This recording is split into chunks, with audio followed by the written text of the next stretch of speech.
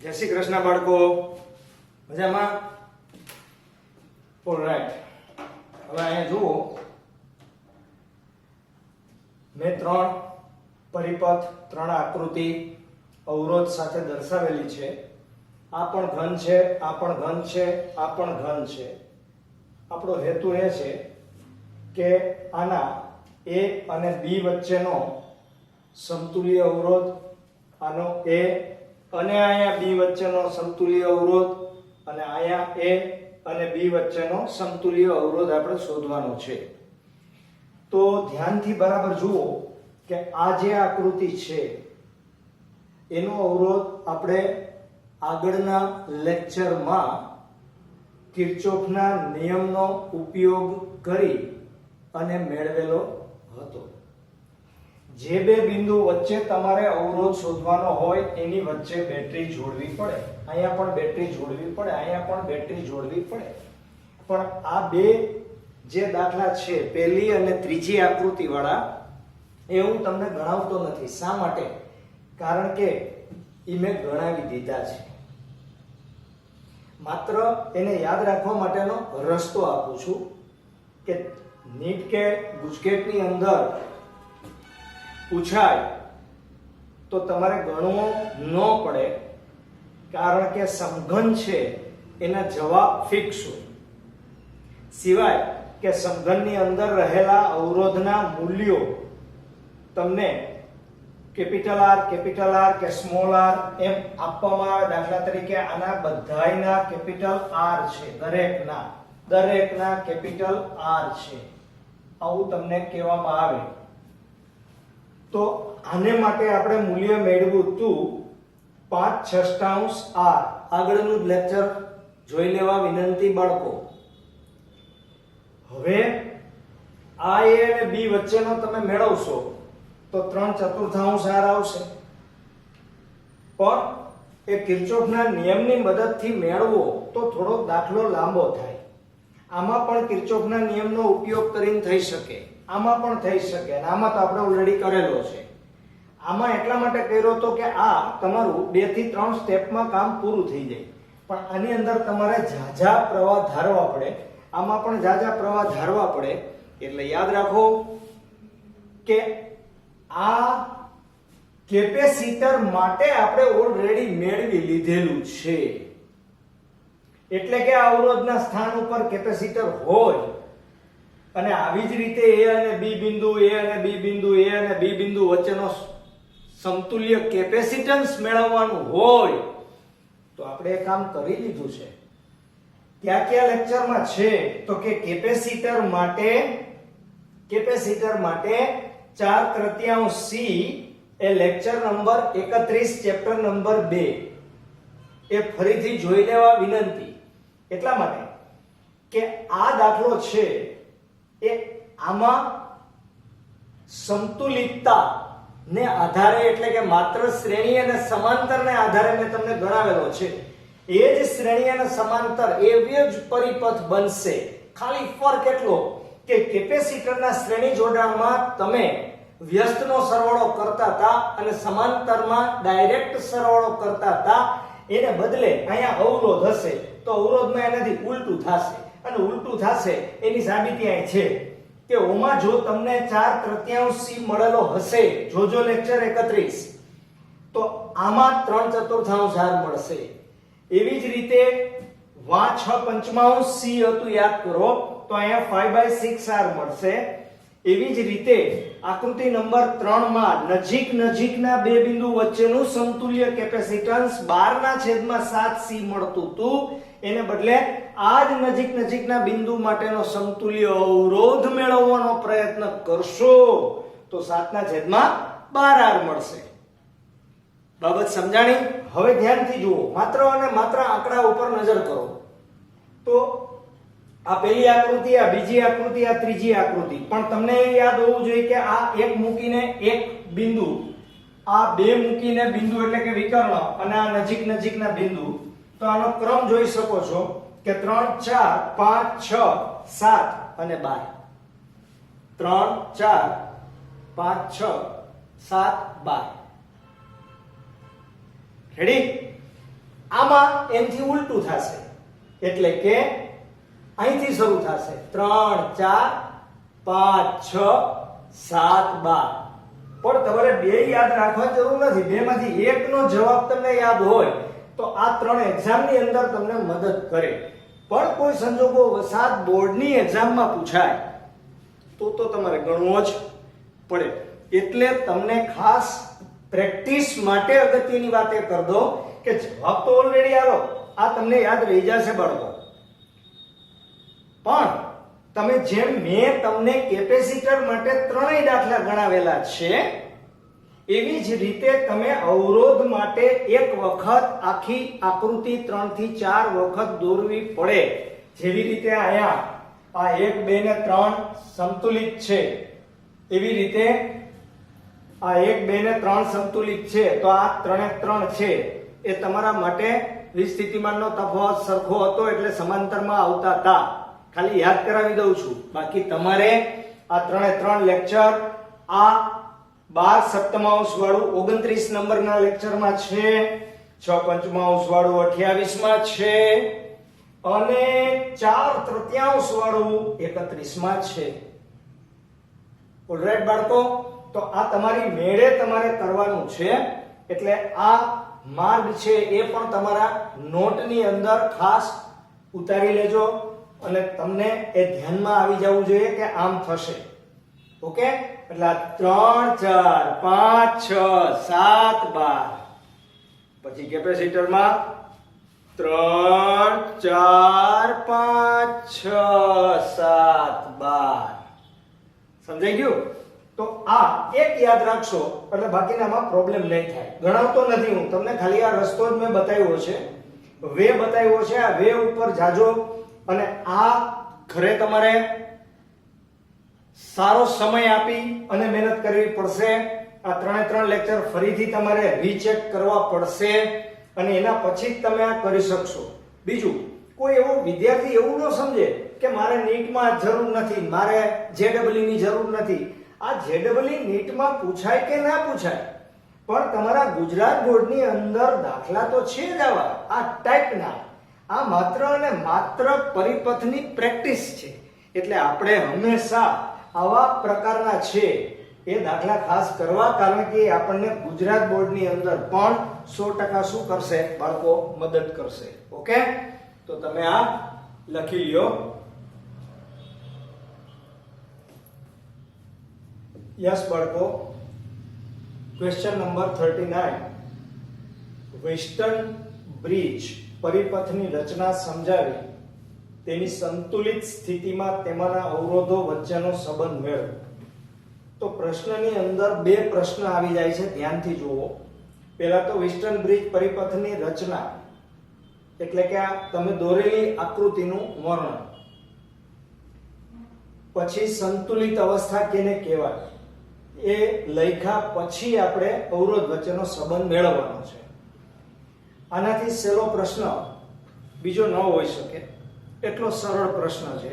પણ તમારે બરાબર ધ્યાન રાખવું પડશે, સમજવું પડશે. બરાબર?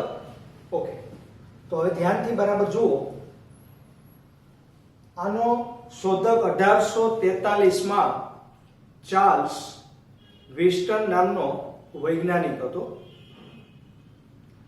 અને આ વૈજ્ઞાનિકે જે પરિપથ આપ્યો એને કહેવામાં આવ્યો બ્રિજ. બ્રિજ એટલે ફ્રીહેન્ડ જેવી રચના કે જેમાં બધી બાજુ સ્થિતિ સરખી હોય એવા પ્રકારની રચનાવાળો એક પરિપથ આપ્યો. અચ્છા, તો તમને એક પ્રશ્ન અચૂક થવો જોઈએ કે આ પરિપથ આવ્યો જ શું કામ? આ પરિપથની રિક્વાયરમેન્ટ જ શું? શું આની જરૂરિયાત? ભાઈ, શું મેળવવા માટે? અજ્ઞાત અવરોધ શોધવા માટે. શું શોધવા માટે? અજ્ઞાત અવરોધનું મૂલ્ય મેળવવા માટે. તો અત્યારે તમે જોઈ શકો છો કે 1 2 3 4 નામ ગમે તે હોય એની હારે કોઈ નિસ્બત નથી. R1 R2 R3 R4 એવા 4 અવરોધો આની અંદર સામેલ છે. વચ્ચે G નામનું એક પ્રાણી છે. ભાઈ, પ્રાણી નથી, ગેલ્વેનોમીટર છે. ગેલ્વેનોમીટરની રચના કેવા પ્રકારની હોય તો કે ગેલ્વેનોમીટરમાં આ મીટરનો દર્શક જે ચકડુ કહેવાય અર્ધગોળાકાર એ છે. અહીંયા વચ્ચેના ભાગમાં 0 છે અને અહીંયા કાપાની સંખ્યા હોય. આ 30 કાપા આ બાજુ, પછી અન્ય કાપાવાળા ગેલ્વેનોમીટર મળે છે, પણ આપણે આપણા કોર્સમાં 30 કાપાનું માપ છે. 30 કાપા આ બાજુ. અને આ મીટરમાં તમને બધાને ખબર છે કે આવા બે ટર્મિનલ હોય, બે છેડા હોય, બે બોલ હોય કે જ્યાં તમારે વાયર કનેક્ટ કરવાનું છે. હવે જ્યારે તમે આ બેની વચ્ચે થી પ્રવાહને દાખલ કરો આની અંદર, ત્યારે આ છેડો અને આ છેડો, જો આનું વીજ સ્થિતિમાન વધુ હશે તો આ કાંટો જમણી બાજુ જશે, આનું વીજ સ્થિતિમાન વધુ હશે તો કાંટો આ બાજુ આવશે. પણ જો બેયના વીજ સ્થિતિમાન સરખા હશે તો ગેલ્વેનોમીટરનો કાંટો શૂન્યાંક ઉપર જ રહેશે. મતલબ કે ગેલ્વેનોમીટર આપણને વીજ સ્થિતિમાનના તફાવતનું દર્શન કરાવડાવે. વીજ સ્થિતિમાનનો તફાવત કોનો મોટો કોનો નાનો એની ખબર પડે, પણ કેટલો મોટો અને કેટલો નાનો એ જાણવા માટે તમારે વોલ્ટમીટરની જરૂર પડે, અને એ ગેલ્વેનોમીટરમાંથી જ બનાવવામાં આવે. બરાબર? એવી જ રીતે આ ગેલ્વેનોમીટરની મદદથી પ્રવાહ કેટલો પસાર થાય છે તેની પણ ખબર પડે, દર્શન થાય.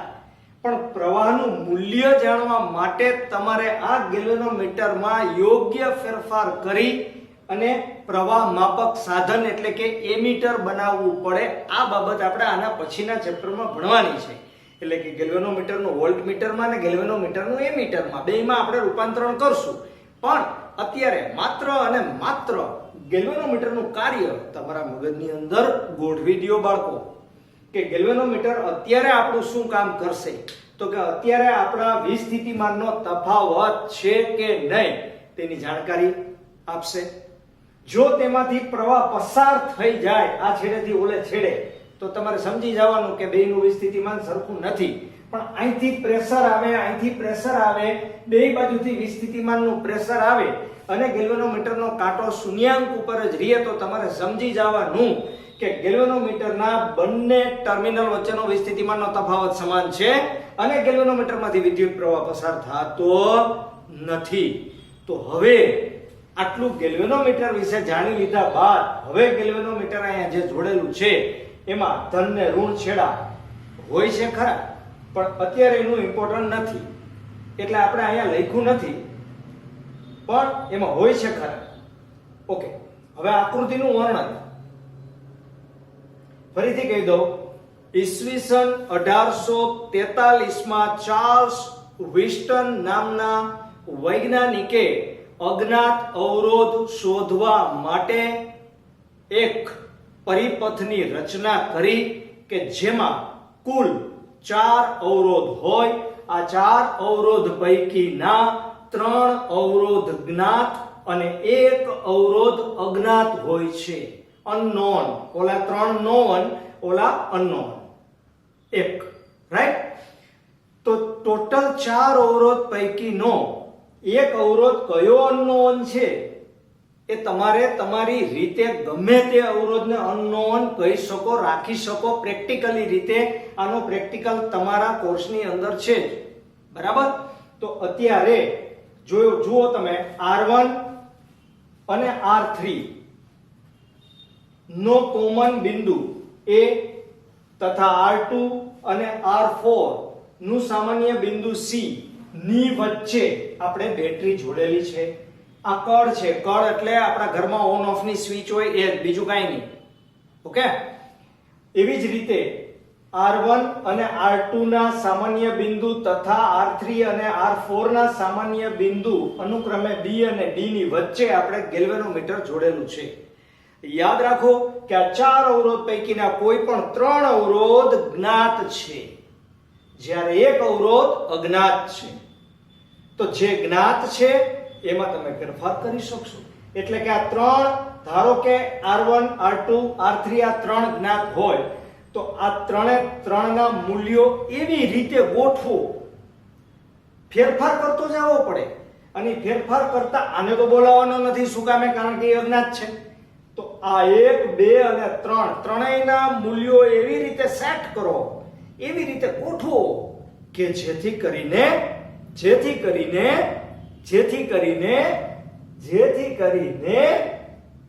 આ અવસ્થા આવે. હવે એ અવસ્થા કઈ? તો કે એ અવસ્થા એટલે બી અને ડી વચ્ચેથી વિદ્યુત પ્રવાહ પસાર ના થાવો. ભાઈ આપણને કેમ ખબર પડે બી અને ડી વચ્ચેથી વિદ્યુત પ્રવાહ પસાર થાય છે કે નથી થતો? ખબર પડી જાય.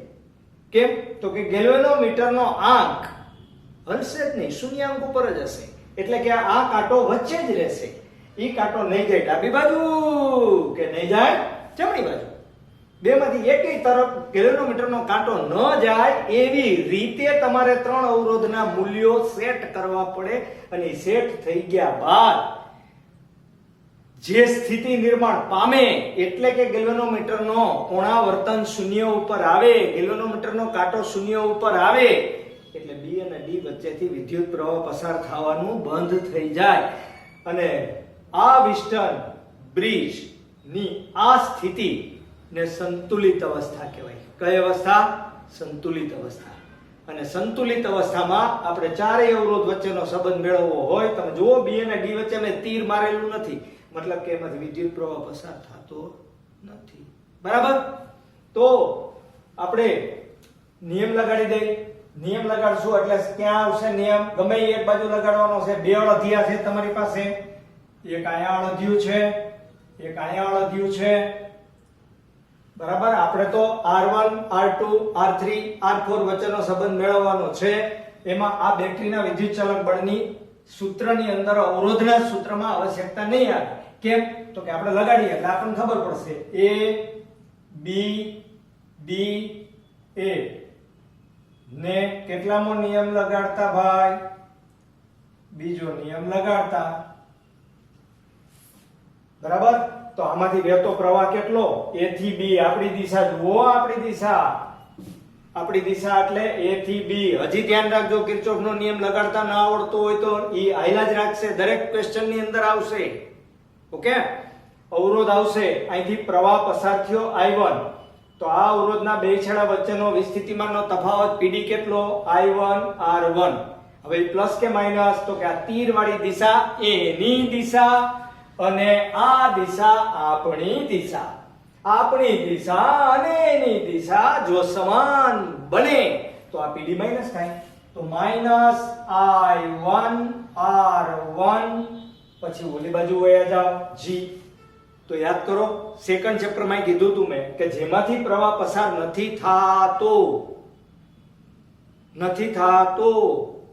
તેના બંને છેડા વચ્ચેનો PD સમાન હોય. એટલે કે આમાંથી પ્રવાહ પસાર થતો જ નથી, ઉપરથી નીચે કે નીચેથી ઉપર. એટલે ત્યાં કિર્ચોફનો બીજો નિયમ લાગુ પડશે નહીં. D થી A, તો D થી A માં કોણ છે? તો કે એની દિશા આમ, આપણી દિશા આમ. આપણે D થી A અહીંયા જોવાનું, D થી A એનો આ તીર મારેલું છે ઈ A થી D વિરુદ્ધ, એટલે વત્તા I2 R3 equal to 0. અને તેથી I1 R1 બરાબર I2 R3. બરાબર? આને સમીકરણ નંબર કેટલા આપી દયો? 1. આવી જ રીતે હજુ લખતા નહીં હો, આ સમજાવવા માટે લખું છું, પછી આપણે આનું વર્ણન કરવું પડશે. ઓકે? હવે બીજું અળધિયું આમ જ લેવાનું છે આપણે, આમ ઘૂમરો મારવાનો જ ભાઈ. એટલે શું થશે? બોલો બોલો. B C D B ને બીજો નિયમ લગાડતા.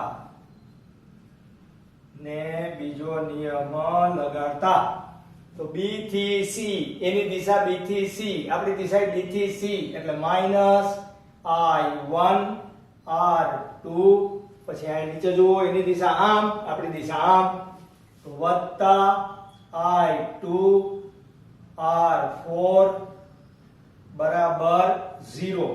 તેથી I1 R2 બરાબર I2 R4. સમીકરણ નંબર 2 બરાબર, બિલકુલ સિમ્પલ છે. આ બેનો ગુણોત્તર લઈ લ્યો, આ બેનો શું લઈ લ્યો? ગુણોત્તર. તો શું થશે? આ ભાગ્યા આ i1 ગયા r1 upon r2, i2 ગયા r3 upon r4. તો સીધો જવાબ આપણને મળી ગયો r1 upon r2 બરાબર r3 upon r4. હવે જરાય જરૂરી નથી કે આમ જ સાદુરૂપ આપવું, r3 નીચે આવે. એનો અર્થ એમ થયો કે આ જે બે મૂલ્યો તમને દેખાય છે અહીંયા અને અહીંયા દાખલા તરીકે 10 છે, અહીંયા 5 છે, અહીંયા 500 છે અને અહીંયા 250 છે. તો આ મૂલ્યો જોઈને તમે નક્કી કરો છો કે આ વિસ્ટર્ન બ્રિજ સંતુલિત અવસ્થામાં હશે. હોય જુઓ r1 upon r2, આ r1 આ r2 10/5 કેટલો જવાબ આવે? 2. 500/250 કેટલો જવાબ આવે? 2. તો આનો ગુણોત્તર ને આનો ગુણોત્તર સમાન મળ્યો, એનો મતલબ કે આમાંથી પ્રવાહ પસાર ના થાય. આમાંથી પ્રવાહ પસાર ના થાય એટલે ગેલ્વેનોમીટરનો આંક 0 ઉપર બતાવે. ગેલ્વેનોમીટરનો આંક 0 ઉપર બતાવે એટલે ઉપલો છેડો નીચલા છેડાનું વિસ્થિતિમાન સરખું થાય. વિસ્થિતિમાન સરખું થાય એમાંથી પ્રવાહ પસાર ના થાય. પ્રવાહ પસાર ના થાય એમાંથી ગેલ્વેનોમીટરનો આંક 0 ઉપર બતાવે. ગેલ્વેનોમીટરનો આંક 0 ઉપર બતાવે એમાં કિર્ચોફનો બીજો નિયમ લાગુ ના પડે. કિર્ચોફનો બીજો નિયમ લાગુ ન પડે તો એ વિભાગમાં રહેલો અવરોધ નીકળી જાય. અવરોધ હોય તો નીકળી જાય, ગેલ્વેનોમીટર નીકળી જાય, હાથી હોય તો હાથીએ નીકળી જાય. પણ આ બેનો ગુણોત્તર ઇક્વલ ટુ આ બેનો ગુણોત્તર અથવા r1 upon r3 બરાબર r2 upon r4 થવો જોઈએ. r1 upon r આ 10/500 બરાબર 5/250 થાય છે. એ થાય જ. અને ઈ થતા હોય તો પણ આ બ્રિજ તમારું સંતુલિત અવસ્થામાં છે તેમ કહેવાય. ઓકે, તો આખી બાબત સમજાઈ ગઈ છે. પણ તમને મેં કીધું એમ બે વિભાગમાં છે આપણો પ્રશ્ન. પહેલા આપણે આકૃતિ દોરવી 1, આકૃતિનું વર્ણન કરવું 2, સંતુલિત અવસ્થા કેવી 3 અને કિર્ચોફનો નિયમ લગાડીને સૂત્ર સાબિત કરવું 4. આટલી બાબત આપણે કમ્પ્લીટ બોર્ડ ઉપર લખી લઉં, બરાબર? પછી તમે લખી લેજો એટલે આખો પ્રશ્ન તમારો 2 અથવા 3 માર્કનો કમ્પ્લીટ બનશે. ઓલરાઈટ? હા, તો બાળકો પ્રશ્ન છે એને કેમ યાદ રાખવો એ પણ સમજાવું છું, એટલે ધ્યાનથી બરાબર સમજી લ્યો. પહેલો મુદ્દો દેખાય તમને, એમાં કોણે શોધ કરી એનું વર્ણન છે, ધ્યાનથી સાંભળજો. બીજા મુદ્દામાં તમે દોરેલી આકૃતિનું વર્ણન છે, એમાં તમે ફેરફાર માઇનોર કરશો તો એનાથી તમારા માર્ક્સ કપાતા નથી. આ ધ્યાનમાં રાખો. તમારે હંમેશા વર્ણન કંઈક અંશે તમારી રીતે પણ કરતા શીખવાનું છે. ખાલી ગોખણપટ્ટી નથી કરવાની, બરાબર? પહેલા એક વખત ધ્યાનથી વાંચીને સમજી લ્યો. સમજીને પછી એમાં માઇનોર ફેરફાર થાય તો કાંઈ વાંધો નહીં. તમે જ્યારે ઘરે લખીને તૈયાર કરતા હો, હોમવર્ક કરતા હો, ત્યારે મોઢે લખવાનો પ્રયત્ન કરજો. જોઈને કોપી ન મારતા, નોટમાં ઉતારવા માટે તમે લખી લેજો, પણ એમને કોપી ના મારતા. હવે આ બીજું વર્ણન છે. પછી ત્રીજો મુદ્દો છે એ ક્રિયા બતાવે છે કે કઈ ક્રિયા થશે, કાર્ય કયું થશે આમાં. તો જેમ તમે વર્ષો પહેલા રચના કાર્ય ભણતા હતા એમ અહીંયા પહેલો મુદ્દો તમારો માત્ર વૈજ્ઞાનિકે કોણે કેવી રીતે શોધેલું છે તે, બીજામાં આકૃતિનું વર્ણન, ત્રીજામાં આ આકૃતિ વડે થતું કાર્ય, અને આ વધારાનો મુદ્દો છે સંતુલિત અવસ્થા બતાવે છે, એ આના ઉપરથી જ નક્કી થાય. અને ત્યારબાદ સૂત્રાત્મક બાબત. આ મુદ્દાસર તમે યાદ રાખવાનો પ્રયત્ન કરો તો તમને યાદ રહે. તો જુઓ, આપણે એક વખત ઝડપથી, હું બોલી ગયો છું છતાંય ફરીથી જોઈ લે કે 3 પ્રમાણભૂત અવરોધોની મદદથી કોઈ એક ચોથો અજ્ઞાત અવરોધનું મૂલ્ય નક્કી કરવા માટે ઈસવીસન 1843માં ચાર્લ્સ વિસ્ટન નામના વૈજ્ઞાનિકે બનાવેલા પરિપથને વિસ્ટન બ્રિજ તરીકે ઓળખવામાં આવે છે. આ માટેનો પરિપથ આકૃતિમાં દર્શાવેલો છે, જેમાં R1, R2, R3 અને R4 અવરોધો વડે એક બંધ ગાળો દર્શાવેલો છે, દોરેલો છે, બતાવેલો છે, જેમાં R1 અને R3 ના સામાન્ય બિંદુ, R1 અને R3 ના સામાન્ય બિંદુ A તથા R2 અને R4 ના સામાન્ય બિંદુ C વચ્ચે બેટરી જોડેલી છે તથા એમાં વર્ણન છે એ જ કહું છું, સામે જોતા જજો. R1 અને R3 ના સામાન્ય બિંદુ A તથા R2 અને R4 ના સામાન્ય બિંદુ C એ બે ની વચ્ચે બેટરી જોડેલી છે. જ્યારે R1 અને R2 ના સામાન્ય બિંદુ B અને R3 અને R4 ના સામાન્ય બિંદુ D વચ્ચે સંવેદી ગેલ્વેનોમીટર જોડવામાં આવેલું છે. બરાબર. અહીં જોડેલ 4 અવરોધો પૈકી 3 અવરોધ કેવા છે ભાઈ? જ્ઞાત છે. જ્ઞાત એટલે જાણીતા છે, ફેરફાર કરી શકાય એમ છે. અને એક અજ્ઞાત અવરોધ છે. ચોથો છે એ કેવો છે? અજ્ઞાત. કોઈ પણ એક. હવે 3 જ્ઞાત અવરોધના મૂલ્યો બદલી અથવા એમાં તમારી રીતે તમારા મન પડે એવો ફેરફાર કરવાની છૂટ, પણ એવી રીતે ફેરફાર કરો કે જેથી ગેલ્વેનોમીટરનું કોણાવર્તન શૂન્ય ઉપર આવે, એટલે કે ગેલ્વેનોમીટરમાંથી વિદ્યુત પ્રવાહ પસાર ન થાય. એટલે કે આ સ્થિતિમાં B અને D નું સ્થિતિમાન કેવું બને? સમાન બને. અને વિસ્ટન બ્રિજની આ સ્થિતિને વિસ્ટન બ્રિજની કઈ સ્થિતિ કહે છે? સંતુલિત અવસ્થા. અને સંતુલિત અવસ્થામાં જ આપણે અવરોધો વચ્ચેના સંબંધો પ્રાપ્ત કરવાના છે. તો સંતુલિત અવસ્થામાં A B D A ને બીજો નિયમ લગાડી દીધો. એવી જ રીતે B C D B ને આપણે બીજો નિયમ લગાડી દીધો. બરાબર. અને આ બેનો શું લઈ લીધો? ગુણોત્તર. તો આપણને R1/R2 બરાબર R3/R4 મળશે, અથવા R1/R3 બરાબર R2/R4 પણ ચાલે.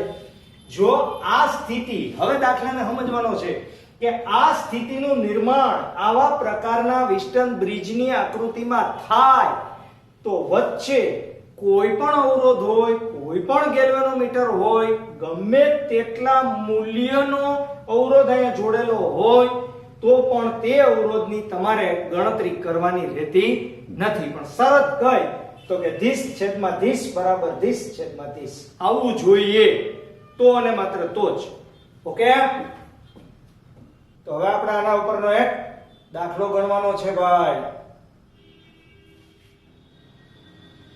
યસ બાળકો, આપણે હમણાં જે ક્વેશ્ચન ભણ્યા એ ક્વેશ્ચન પરનો જ આ દાખલો છે, એટલે ધ્યાનથી બરાબર જોજો.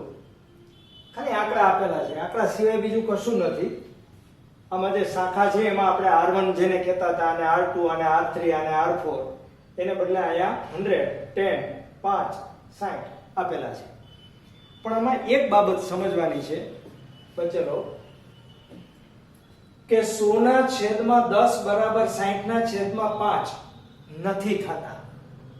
અને ન થાય એનો અર્થ એમ થયો કે આ બ્રિજ સંતુલનમાં નથી, અને સંતુલનમાં નથી તો આમાંથી પ્રવાહ પસાર થાય.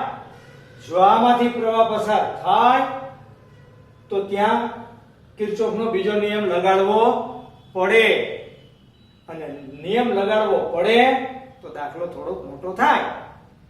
સમજાણું કે ના સમજાણું? આના છેદમાં આ બરાબર આના છેદમાં આ થાય તો આમાંથી પ્રવાહ પસાર ના થાય, આટલું જ યાદ રાખવાનું છે. પણ આના છેદમાં આ બરાબર આના છેદમાં આ અત્યારે નથી થતું, એટલે આમાંથી પ્રવાહ પસાર થાય. બરાબર. તો ખાલી તમારી યાદી માટે હું લખું છું કે અહીં બ્રિજ સંતુલન માં નથી. તો બસ આપણું કામ શરૂ. નિયમો મંડ્યા લગાડવા. A B D A ને બીજો નિયમ લગાડતા. તો A થી B થી D, એટલે હું અહીંયા તમારી યાદી માટે આમ ઘૂમરો કરી દઉં છું. એવો જ ઘૂમરો આપણે અહીંયા મારવો પડશે. બરાબર. અને આમ આપણે ઘૂમરો મારતા હોય એટલે અહીંયા આપણે અહીં થઈને આમ એક ઘૂમરો મારવો પડશે. બરાબર. તો A B D A ને બીજો નિયમ લગાડતા. જો A થી B એની દિશાને આપણી દિશા સેમ, એટલે -100 100i1 100i1 બરાબર. પછી માઈનસ એનો અવરોધ 15 છે, એમાંથી વહેતો પ્રવાહ ig છે, તો 15ig. પછી સામે કાંઠે જાવ છો આમથી આમ, બરાબર, એની દિશા આમ, આપણી દિશા ઉપર, એટલે વત્તા 60i2 બરાબર 0. બરાબર. હવે જુઓ આ બધાને કેટલા વડે ભાંગી શકાય એમ છે? 5 વડે આરામથી ભંગાય. કેટલા વડે? 5 વડે. 15 વડે નહીં ભંગાય. તો 5 વડે ભાંગી નાખો એટલે 20 5 100, 5 3 15 અને પાંચે ભાંગ્યા ને એટલે 12 5 60. i2 is equal to 0. અને આપણે સમીકરણ નંબર કેટલા આપી દયો? 1. આ એક પરિપથને લગાડ્યો. હવે આપણે બીજા પરિપથને લગાડવાનો છે. બીજો પરિપથ કયો છે? તો કે b c d b બંધ પરિપથ ને કિર્ચોફ નો બીજો નિયમ લગાડતા. બરાબર. તો બી સી એટલે જો માઈનસ છે, માઈનસ i1 સોરી 10 છે, 10 i1 માઈનસ છે એટલે માઈનસ માઈનસ પ્લસ 10 ig બધાને લગાડી દેવાના.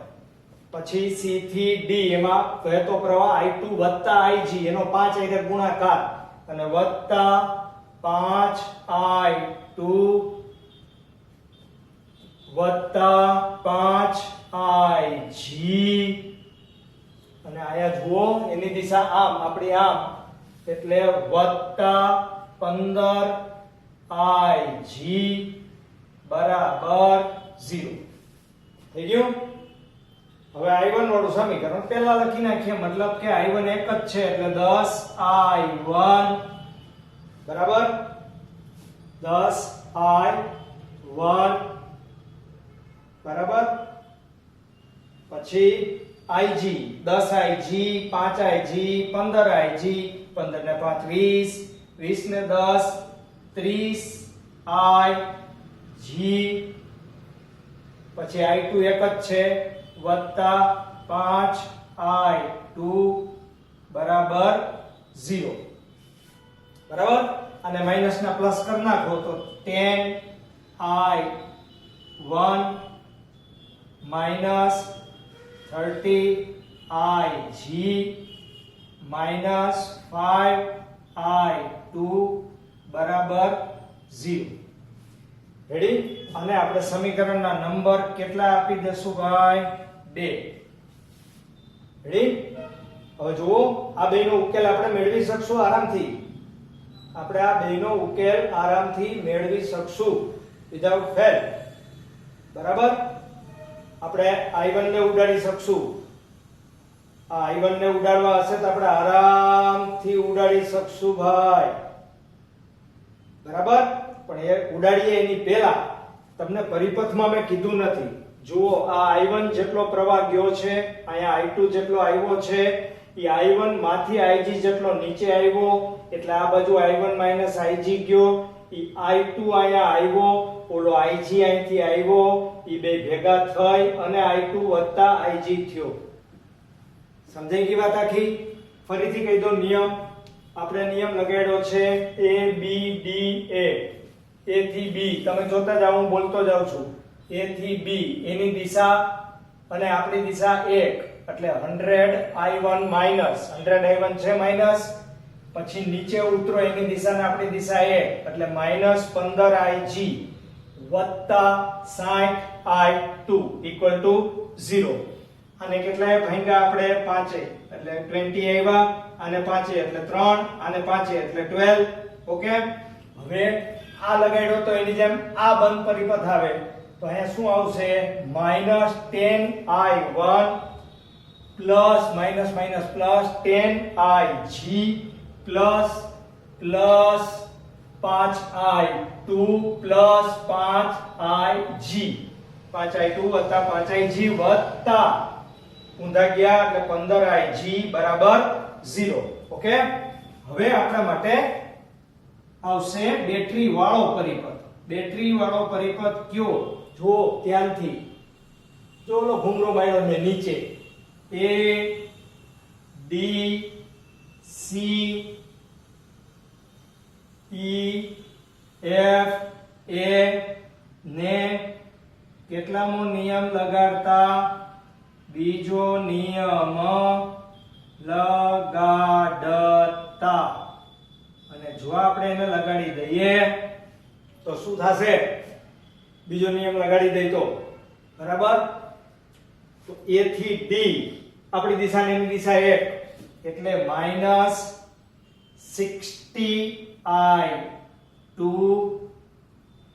-60i2 બરાબર માઇનસ 5i2 માઇનસ 5ig બરાબર. અને પછી આવી ગઈ બેટરી ઋણ થી ધન વત્તા 10 ઇક્વલ ટુ -10 બરાબર. હવે આમાં ખાલી આપણે માઈનસ ને પ્લસ કરી શકીએ એમ છીએ, એનાથી વિશેષ કાંઈ નહીં બરાબર. તો આ i2 ને i2 બે ભેગા કરશો એટલે શું આવશે કયો મને? -65i2 5ig બરાબર -10 બરાબર. તેથી 65i2 હવે જુઓ આપણે એક સ્ટેપ ઘટાડવું હોય તો આપણે ઘટાડી શકીએ. આને બધાયને પાંચે ભાંગી નાખો. સૌથી પહેલા તો આને બધાયને પાંચે ભાંગી નાખો અને પ્લસ કરી નાખો. પ્લસ પ્લસ અને પ્લસ પાંચે ભાંગશો એટલે અહીં શું આવશે કયો? 13i2 13 5 -ig બરાબર પાંચે ભાંગો એટલે 2 બધું વત્તા થઈ ગયું. આ માઈનસ છે એના હું કરી નાખ્યા આપણે પ્લસ. ઓકે, અને આપણે સમીકરણના નંબર અત્યારે કેટલા આપી દયો? 3. ઓલરાઈટ, તો 3 બંધ પરિપથને પહેલા તો સળંગ 3 નિયમ આપણે 3 વખત નિયમ લગાડી દેવાનો.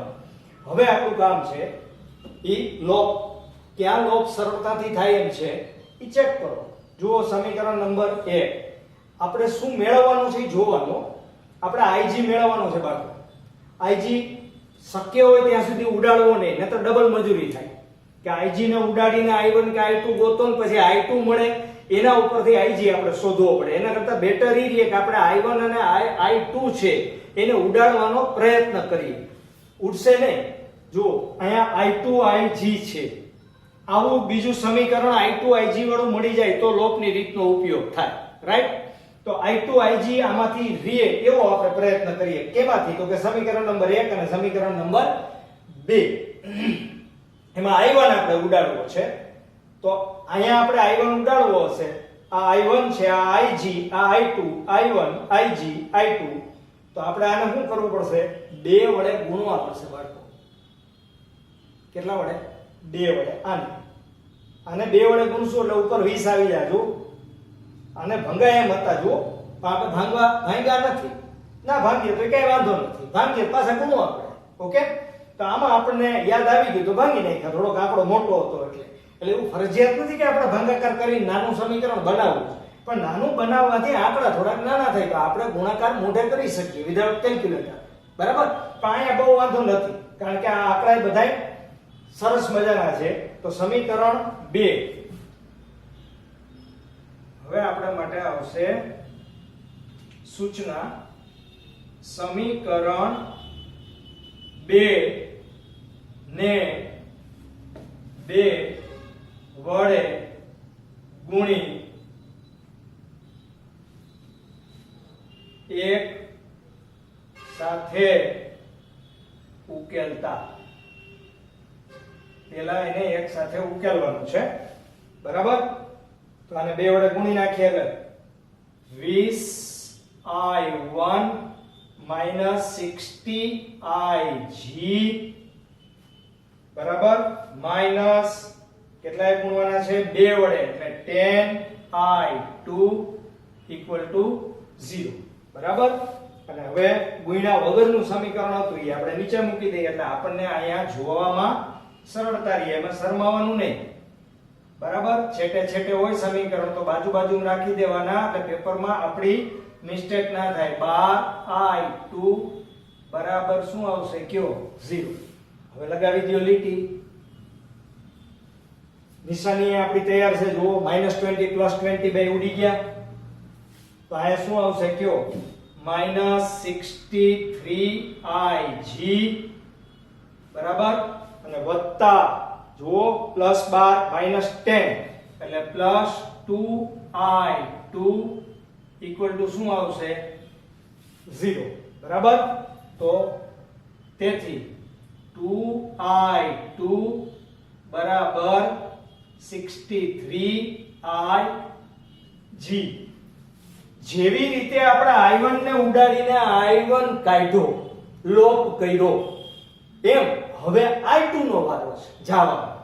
એટલે i2 ને આપણે મૃત્યુદંડ આપવા માટે i2 નો ને સૂત્રનો કરતા બનાવવો પડે એટલે i2 બરાબર આનું અડધું કરી નાખો એટલે 31.5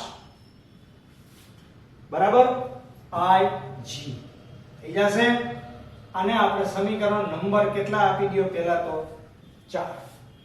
હવે આ સમીકરણ 4 માં i2 ની જે કિંમત છે એ કેમાં મૂકી દયો 3 બરાબર. તો 3 માં 4 ની કિંમત મૂકતા બરાબર. તો i2 ની જગ્યાએ મૂકવાની છો એ આ કિંમત અહીંયા મૂકવાની છે તો 13 કૌંસમાં 31.5 ig વત્તા પાછા ig બરાબર 2. રેડી. આનો ગુણાકાર કરો 13 5 65 નો 5 6 13 કુલ 13 ને 6 18 1 39 ને 1 40 આટલા ig વત્તા ig બરાબર 2. તેથી 409.5 ig બરાબર 2. ભાઈ આ બે ઉમેરાવો આ એક ig છે તો ig બરાબર 2/409.5 આટલા એમ્પિયર. હવે આનો ભાગાકાર તો તમે આરામથી કરી જ શકો બરાબર. તો ig બરાબર આનો ભાગાકાર કરશો એટલે લગભગ 4 દુ 8 અને 0.00487 કે 8 આવે એટલે હું 8 કરી નાખું છું આટલા એમ્પિયર. અને તેથી ig બરાબર ઘાતમાં દર્શાવીએ તો 4.88 into 10⁻³ એમ્પિયર બરાબર. અને એને મિલી એમ્પિયર માં ફેરવી નાખો તો આટલા મિલી એમ્પિયર. એટલે બે જવાબ તમારા 110% સાચા જ છે. આ તમે પરીક્ષામાં દર્શાવી શકો અને આ પણ તમે પરીક્ષામાં દર્શાવી શકો. ઓકે બાળકો, દાખલો વ્યવસ્થિત રીતે આખો લખી નાખજો અને થોડાક લેક્ચર દાખલા મોટા હોવાને કારણે થોડાક મોટા લેક્ચર છે પણ ધ્યાનથી બે વખત જોજો અને તમારી મેળે દાખલો આખો ફરીથી રફ નોટમાં ગણવાનો પ્રયત્ન કરજો. ઓકે ચાલો ભાઈ, આજે આટલું જ. જય શ્રી કૃષ્ણ બાળકો.